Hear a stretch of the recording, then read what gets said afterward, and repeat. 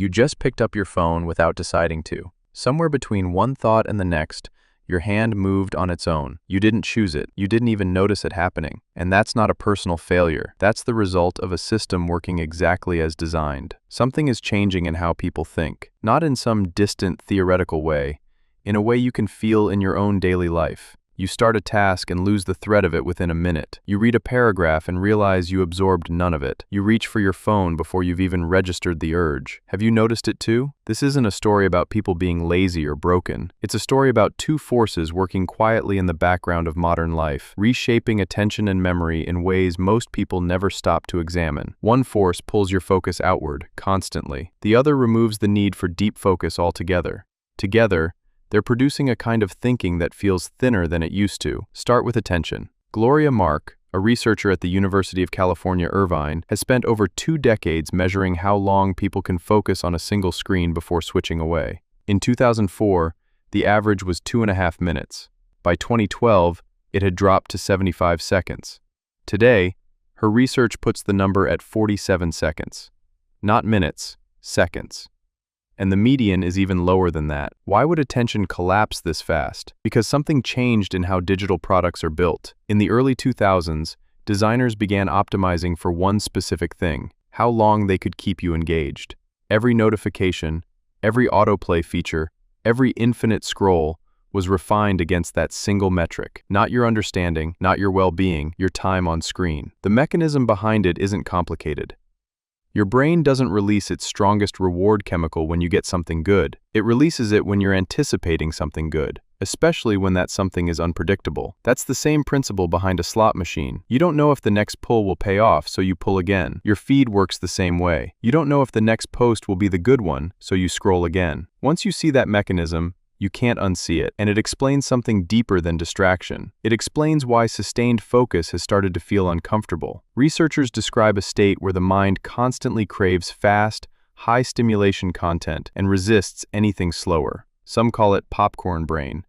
Your thoughts start popping in short bursts instead of building into something longer. This has consequences beyond wasted time. Reading comprehension scores in multiple countries have declined since short-form video became a dominant form of media. Writing has shortened too. A generation raised on 15-second videos increasingly struggles to sustain an argument across more than a paragraph. Nuance takes patience, and patience is exactly what's being worn down. But technology is only half of the story. The quieter half has nothing to do with your phone at all.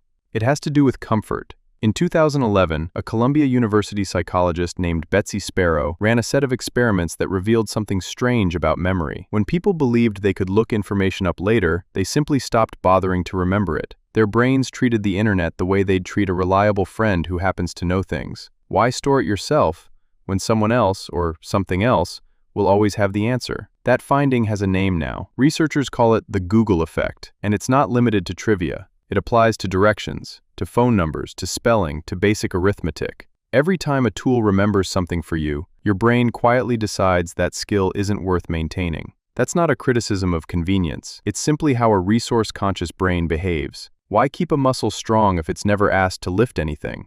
For most of human history, daily survival required constant mental effort, tracking, planning, remembering, adapting to new problems with no instructions. That kind of friction, uncomfortable as it sounds, is exactly what kept certain cognitive muscles active. Strip the friction away, and those muscles don't stay the same. They weaken, quietly, and without any single dramatic moment you could point to.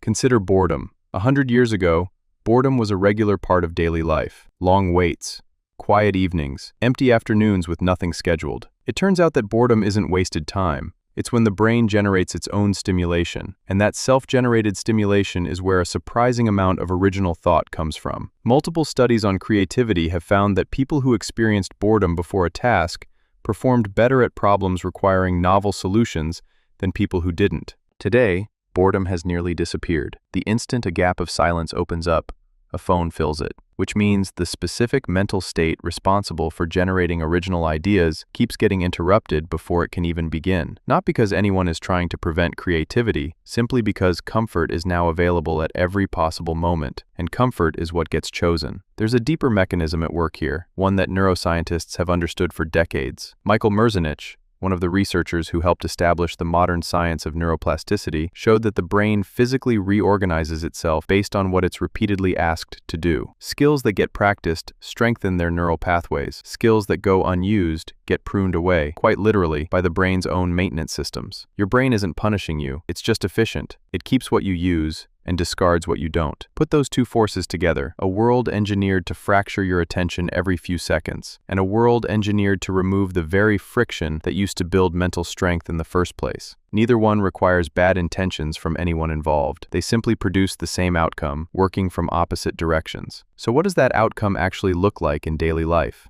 Start with critical thinking. Questioning a claim before accepting it takes background knowledge and sustained attention, both of which are under pressure. When those weaken, misinformation doesn't spread because people are careless. It spreads because verifying something now requires more effort than most people have patience for. Then there's tolerance for complexity. Real problems, personal or societal, are rarely simple, but simple explanations travel faster and feel more satisfying, especially to a mind that's used to fast rewards. That's part of why public debate feels more polarized than it used to. Holding a nuanced position takes mental effort that's increasingly in short supply. Emotional regulation follows the same pattern. Sitting with a difficult feeling long enough to process it requires the same kind of sustained attention that reading a long article requires. When distraction becomes the automatic response to any discomfort, people lose practice at simply enduring an emotion until it passes on its own. Independent thought is affected too. When algorithms constantly suggest what to watch, what to buy, and what to think about next, forming an opinion from scratch becomes the harder path.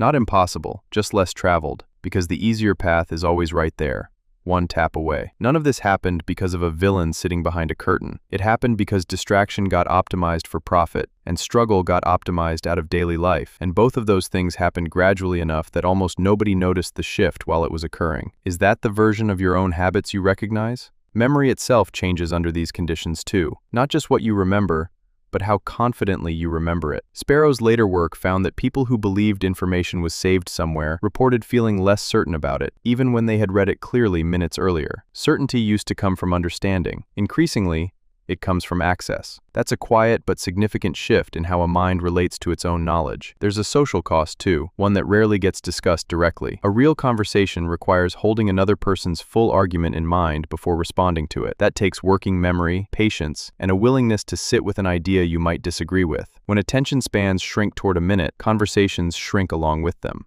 Replies arrive faster, but they respond to less. Fewer words are actually absorbed before a response starts forming in someone's head. Here's the part that actually matters, though. None of this is permanent. Merzenich's own research proved the opposite conclusion, just as clearly as it explained the decline. If neural pathways weaken from disuse, they also strengthen with renewed use, at almost any age. The brain doesn't have a fixed ceiling. It has a current state, shaped entirely by recent habits.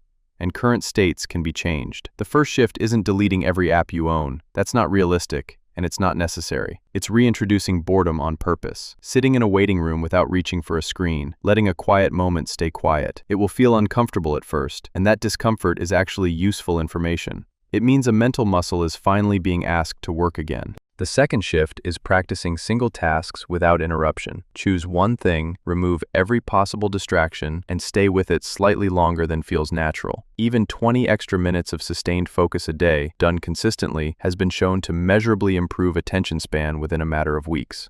The third shift is reintroducing small moments of mental effort, doing math in your head before reaching for a calculator, trying to recall a fact before searching for it. These moments feel trivial individually, but a brain doesn't distinguish between important effort and small effort. Practice is practice, regardless of size. The fourth shift is choosing material that's slightly harder than what feels comfortable. Not to struggle needlessly, but to rebuild tolerance for sustained, complex thought the same way you'd rebuild physical endurance. And the fifth is sitting with a difficult emotion a few extra minutes before distracting from it, which slowly rebuilds the exact capacity that constant interruption erodes. None of these changes require rejecting modern life. They require choosing difficulty on purpose, occasionally, instead of avoiding it by default. Do that consistently, and the same mechanism responsible for the decline becomes the exact tool that reverses it. So are people actually getting dumber? Not permanently, and not biologically. What's changing is how much practice the brain gets at thinking deeply, and that amount has been quietly shrinking for years. The good news is that the same brain that adapted to distraction can adapt right back. The the moment it's given a real chance to. You'll probably pick up your phone again in the next few minutes, without deciding to, the same way you did before this started. But this time, notice it happening. That noticing, small as it sounds, is the first thing you've done on purpose in a while, and it's exactly where getting your mind back begins.